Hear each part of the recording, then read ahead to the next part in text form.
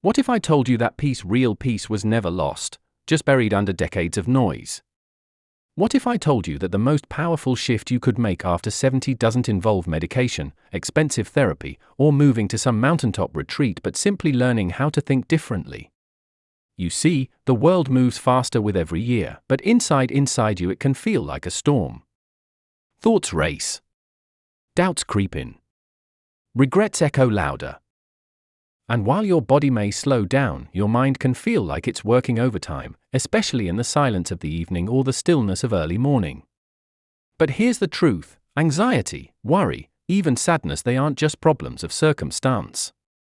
They're often problems of perspective.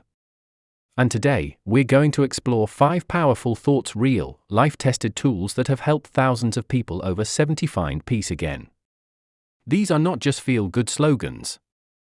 They're gentle anchors, quiet truths that have turned sleepless nights into restful ones, and heavy hearts into open, hopeful ones. And the most powerful one? It's deceptively simple. A single line that, when truly understood, can loosen the tightest knots of anxiety. If you've been lying awake with your heart racing, or if you find yourself waiting for something bad to happen for no reason, this might be the most important message you'll hear this week. Because peace isn't something you earn.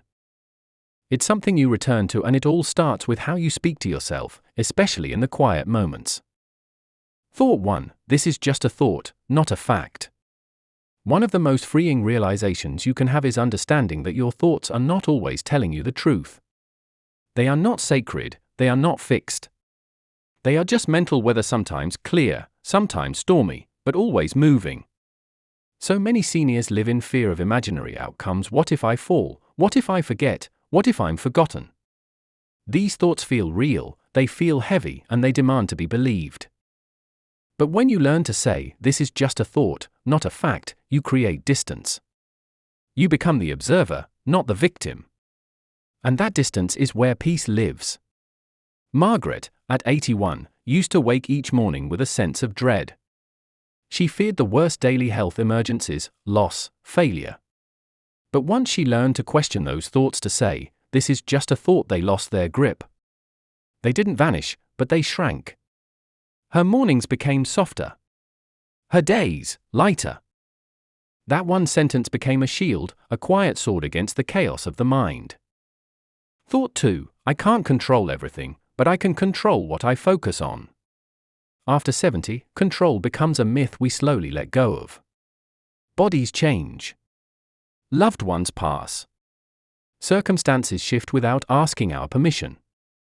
But within that loss of control lies a beautiful truth: we still own our attention. We get to decide what we look at, what we dwell on, what we cherish. Henry, 84, had spent years lost in the silence after his wife's passing. But one day, something changed. He saw a cardinal outside his window and consciously chose to focus on that life instead of the emptiness inside. It was just a moment, but that moment became a new path. Because anxiety grows in darkness, in the corners of the mind we neglect. But focus is a flashlight. Shine it on gratitude, and fear begins to shrink. Thought 3. Every moment is a chance to begin again. We're taught that by a certain age, our story is mostly written. But that's a lie. Every breath is a new page. Linda, 76, carried anxiety her whole life like a second skin. But through daily practice, just 2 minutes of breathing in the morning, she began again. She didn't erase her past. She didn't become someone new. She simply reminded herself that healing happens in the now. And now. And now. When you stop believing that change is too late, you realize how close it's always been. Thought 4. You are not your thoughts. You are the one who hears them. Henry, who once believed he was a burden, began treating his thoughts like passing cars. They didn't stop coming, but he stopped chasing them. That's the wisdom age gives us: not fewer thoughts, but the space between them. When you stop identifying with your thinking, you return to who you've always been beneath it: steady, wise, and calm. That quiet center has never left you. You just need to return to it. Thought 5. Nothing lasts forever. And that's not something to fear. That's something to rest in. The fear, the sadness, the aching memory, they all pass, like seasons. Clara, 77, began repeating, "This too shall pass," in the mornings. At first, it was just words. But slowly, it became truth. Her fear didn't vanish. It softened. The truth is, when we stop resisting impermanence, we stop suffering.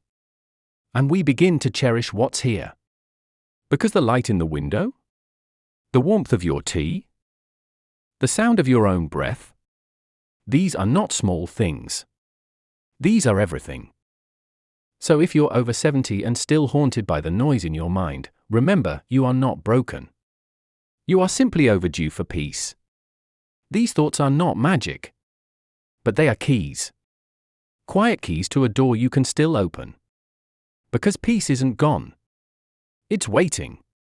Inside you. Just one thought away.